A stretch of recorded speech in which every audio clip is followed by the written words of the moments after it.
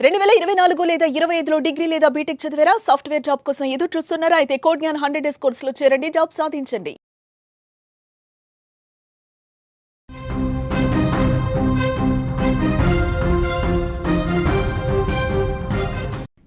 Operation spider web పై Russia ప్రతీకారం తీర్చుకోబోతుందా? సరిహద్దుల్లో Russia భీకరమైన దాడులు చేస్తోంది. 1140 మంది రష్యా సైన్యాన్ని చంపామని ఉక్రెయిన్ అంటోంది. యుక్రెయిన్ ప్రకటనపై రష్యా ఇప్పటివరకు స్పందించలేదు. ఇస్తాంబుల్లో శాంతి చర్చలు ఆగిపోయినట్టుగా కూడా తెలుస్తుంది. యుద్ధానికి బ్రేక్ ఇవ్వలేమని కూడా రష్యా అంటోంది. యుక్రెయిన్పై ఏ క్షణమైనా ప్రతీకార దాడి చేస్తామంటూ కూడా రష్యా ప్రకటించింది. ఇస్తాంబుల్ చర్చలు యుద్ధానికి విరామం ఇస్తాయని అనుకుంటే యుక్రెయిన్ ప్రపంచానికే షాక్ ఇచ్చింది. మెరుపు దాడి చేసి యుద్ధ విమానాలను లేపేసిన యుక్రెయిన్పై రష్యా ప్రతీకారంతో రగులుతోంది. ఈ దాడిని రష్యా ఉగ్రవాద దాడి అని చెప్తోంది. ఉక్రెయిన్ మాత్రం మేము సాధించిన విజయమని ప్రకటించింది. దాడి తర్వాత నిన్న ఇస్తాంబుల్లో శాంతి చర్చలకు తీవ్ర ఆటంకం ఏర్పడింది. రెండు దేశాల ప్రతినిధులు ప్రతీకారంతో రగులుతూ ఈ చర్చల్లో పాల్గొన్నారు. యుక్రెయిన్ దాడిని క్షమించేది లేదంటూ రష్యా ప్రతినిధులు మధ్యలోంచే వెళ్లిపోయారు. 2 గంటల ఆలస్యంగా మొదలైన ఈ చర్చలు గంటలోపే ముగిసిపోయాయి. యుద్ధానికి 30 రోజుల విరామం ఇవ్వాలని యుక్రెయిన్ చేసిన ప్రతిపాదనను రష్యా తోసిపుచ్చింది. 2 రోజుల బ్రేక్ చాలు అంటే వెటకారంగా మాట్లాడింది. దీంతో చర్చలకు విఫలమైనట్టుగా తేలిపోయింది. ఎట్టి పరిస్థితుల్లోనూ యుక్రెయిన్ పైన ప్రతీకార దాడి చేశాకే చర్చల గురించి ఆలోచించాలని రష్యా భావిస్తోంది. ఇక ఇదిలా ఉంటే యుద్ధ విమానాలపై దాడి తర్వాత రష్యా సరిహద్దుల్లో ఉక్రెయిన్పై రెచ్చిపోయింది. పరస్పర దాడుల్లో రష్యాకు మళ్లీ భారీ దెబ్బ తగిలిందని యుక్రెయిన్ ప్రకటించుకుంది. కాల్పుల్లో 1140 మంది రష్యా సైనికులను చంపేశామని మళ్లీ ప్రకటించింది యుక్రెయిన్. శాంతి వైపు అడుగులు వేసేందుకు రష్యా సిద్ధమవుతున్న తరుణంలో యుక్రెయిన్ చేసిన డ్రోన్ అటాక్ తీవ్రమైన పరిణామాలకు దారితీయొచ్చని యుద్ధ నిపుణులు చెప్తున్నారు. రష్యా యుక్రెయిన్ పైన అణుదాడి చేసిన ఆశ్చర్యపోనక్కర్లేదని చెప్పుకొస్తున్నారు. ఇటు యుక్రెయిన్ చేసిన దాడుల్లో రష్యా భారీగా నష్టపోయిందని, రష్యా వైమానిక బలంలో 34% ధ్వంసమైందని యుద్ధ నిపుణులు అంచనా వేస్తున్నాయి. అయితే యుక్రెయిన్ మాత్రం తమ దేశపు పౌరుల ప్రాణాలను బలి తీసుకున్న రష్యా యుద్ధ విమానాలను ధ్వంసం చేయడంలో తప్పులేదని సమర్థించుకుంటోంది. దీంతో 3 ఏళ్లుగా కొనసాగుతున్న యుద్ధం మరింత తీవ్రతరం అయినట్టుగానే తెలుస్తోంది.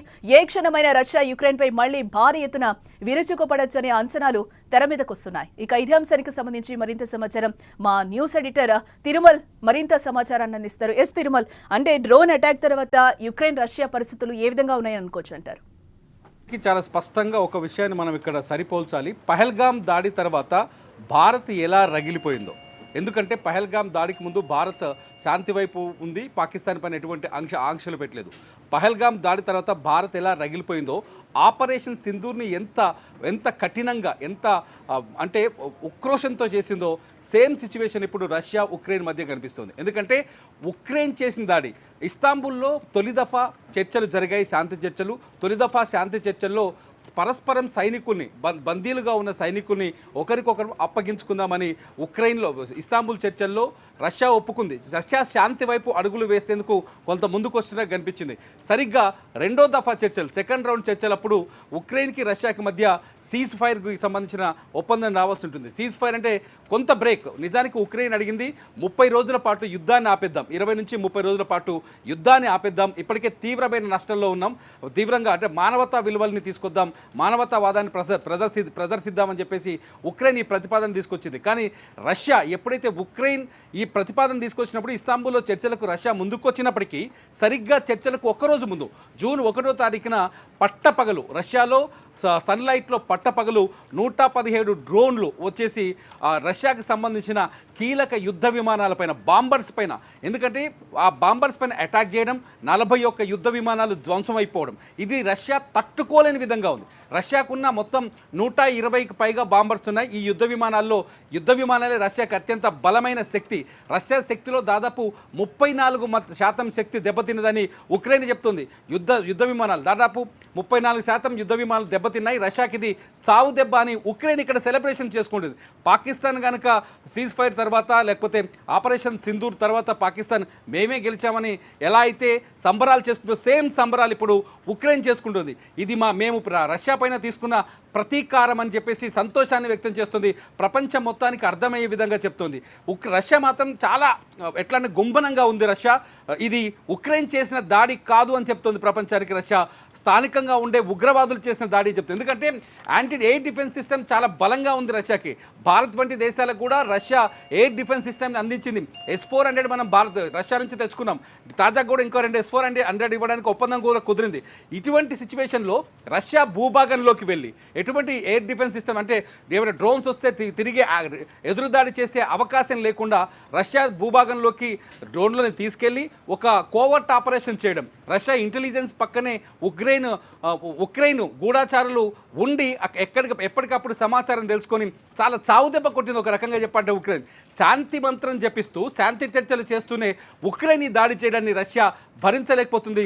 రష్యా ఇప్పుడు స్తబ్దుగా ఉంది. నిన్న రెండో దఫా చర్చలు దాదాపు 2 గంటల ఆలస్యంగా స్టార్ట్ అయ్యాయి. 2 గంటల తర్వాత అధికారులు రష్యా ప్రతినిధులు వచ్చి ఉక్రెయిన్తో చర్చించినప్పుడు కూడా చాలా స్పష్టంగా 2 మాటలు చెప్పాడు.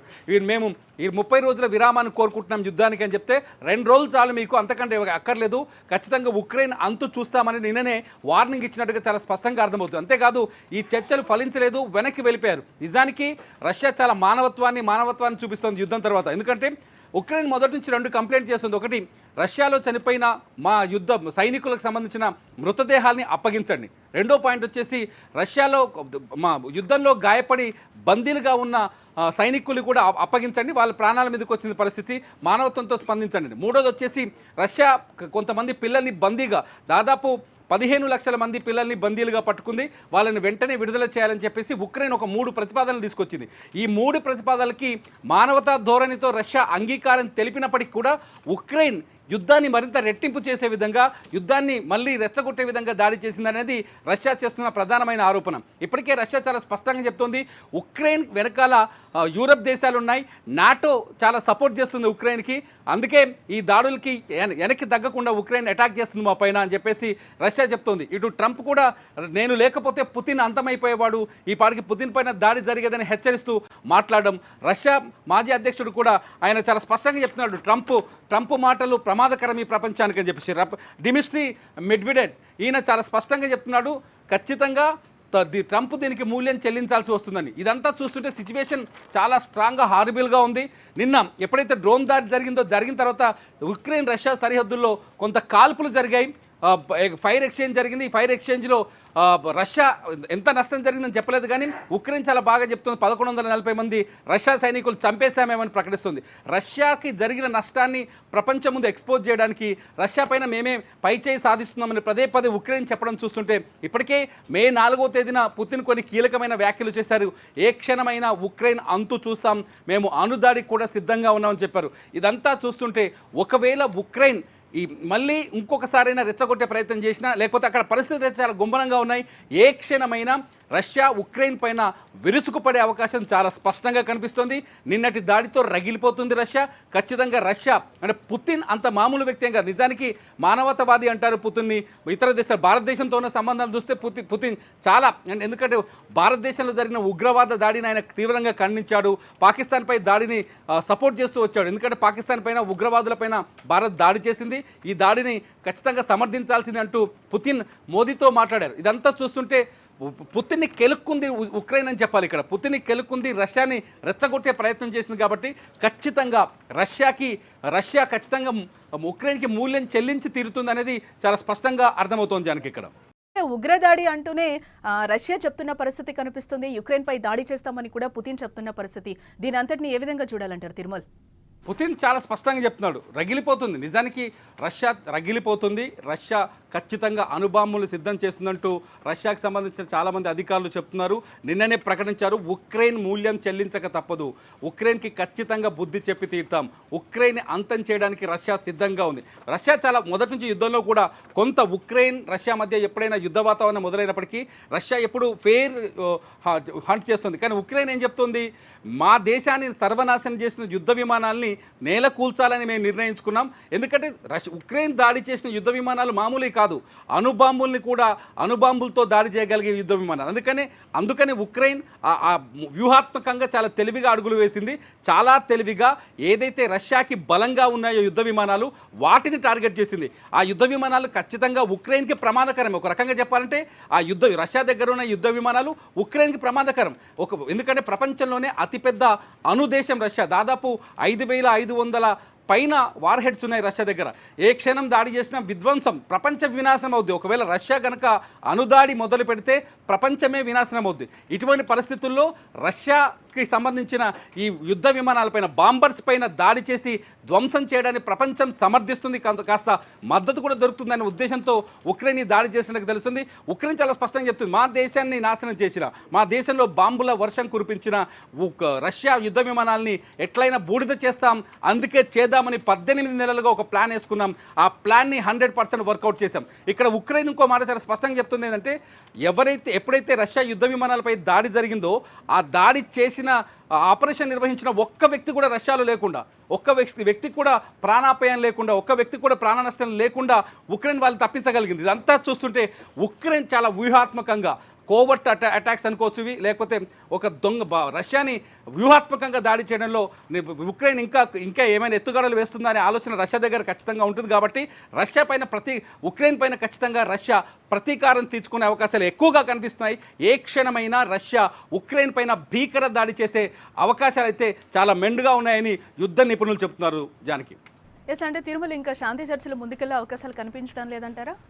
ప్రస్తుత పరిస్థితుల్లో శాంతి చర్చలకు ఆస్కారం లేనట్టుగా చాలా స్పష్టంగా కనిపిస్తుంది. ఒకవేళ శాంతి చర్చలకు ఆస్కారం ఉంటే నిన్న చర్చలు విఫలమయ్యేటి కాదు. ఒకవేళ ఉక్రెయిన్ దాడి చేయకపోయిన ఉంటే సిచ్యువేషన్ కొంత కంట్రోల్లోకి వచ్చేదేమో. కానీ ఉక్రెయిన్ చాలా కరెక్ట్గా శాంతి చర్చలకు ముందు అటాక్ చేయడంతో అసలు చర్చలు స్టార్ట్ అవ్వడమే అనుకున్న టైం కంటే 2 గంటలు లేటుగా స్టార్ట్ అయ్యాయి. ముగిసింది కూడా గంట ముందే ముగిసిపోయి, అంటే తక్కువ సమయం మాట్లాడుకున్నారు. ఇద్దరి ఫేసులో ప్రతీకారం కనిపించిందని చెప్పేసి ఇస్తాంబుల్కు విదేశాంగ శాఖ ప్రకటించింది. సిచ్యువేషన్ చూస్తే ప్రస్తుతానికైతే శాంతి చర్చల విషయంలో కొంత ప్రతిష్టంభన కొనసాగుతుందని చెప్పాలి. Right Tirumala, thanks for the update. Yes, మొత్తంగా మనం చూస్తే ఇస్తాంబుల్ చర్చలు యుద్ధానికి విరామం ఇస్తాయని అనుకుంటే యుక్రెయిన్ ప్రపంచానికే షాక్ ఇచ్చినట్లుగా తెలుస్తోంది. మెరుపు దాడి చేసి యుద్ధ విమానాలు లేపేసిన యుక్రెయిన్ పై రష్యా ప్రతీకారం ఖచ్చితంగా తీర్చుకుంటామని కూడా చెప్తోంది. ఈ దాడిని రష్యా ఉగ్ర దాడి అంటూనే మేం ఖచ్చితంగా యుక్రెయిన్ పై ప్రతీకారం తీర్చుకుంటామని కూడా పుతిన్ చెప్తున్న పరిస్థితి కనిపిస్తుంది. దాడి తర్వాత నిన్న ఇస్తాంబుల్లో శాంతి చర్చలకు తీవ్ర ఆటంకం ఏర్పడింది. 2 దేశాల ప్రతినిధులు ప్రతీకారంతో రగులుతూ ఈ చర్చల్లో పాల్గొన్న పరిస్థితి కనిపిస్తుంది. యుక్రెయిన్ దాడిని క్షమించేది లేదంటూ కూడా రష్యా ప్రతినిధులు మధ్యలో నుంచి వెళ్లిపోయిన పరిస్థితి కనిపిస్తుంది. 2 గంటల ఆలస్యంగా మొదలైన ఈ చర్చలు గంటలోపే ముగిశాయి. యుద్ధానికి 30 రోజుల విరామం ఇవ్వాలని యుక్రెయిన్ చేసిన ప్రతిపాదనను రష్యా తోసిపుచ్చిందని చెప్పుకోవచ్చు. 2 రోజుల బ్రేక్ చాలు అంటే వెటకారంగా మాట్లాడింది. దీంతో చర్చలు విఫలమైనట్టుగా తేలిపోయింది. ఎట్టి పరిస్థితుల్లోనూ యుక్రెయిన్ పైన ప్రతీకార దాడి చేశాకే చర్చల గురించి ఆలోచించాలని రష్యా భావిస్తున్న పరిస్థితి కనిపిస్తుంది. ఇక ఇదిలా ఉంటే యుద్ధ విమానాలపై దాడి తర్వాత రష్యా సరిహద్దుల్లో యుక్రెయిన్ పై రెచ్చిపోయింది. పరస్పర దాడుల్లో రష్యాకు మళ్లీ భారీ దెబ్బ తగిలిందని కూడా యుక్రెయిన్ ప్రకటించుకుంది. కాల్పుల్లో 1140 మంది రష్యా సైనికుల్ని చంపేశామని యుక్రెయిన్ అధికారికంగా ప్రకటించుకుంది. కానీ దీనికి సంబంధించి రష్యా మాత్రం ఎటువంటి అధికారిక ప్రకటన చేయలేదు. దీనికి సంబంధించి ఉగ్ర దాడి అని చెప్తున్న పరిస్థితి కనిపిస్తుంది. మరిన్ని అప్డేట్స్ కోసం చూస్తూనే ఉండండి సుమన్ టీవీ.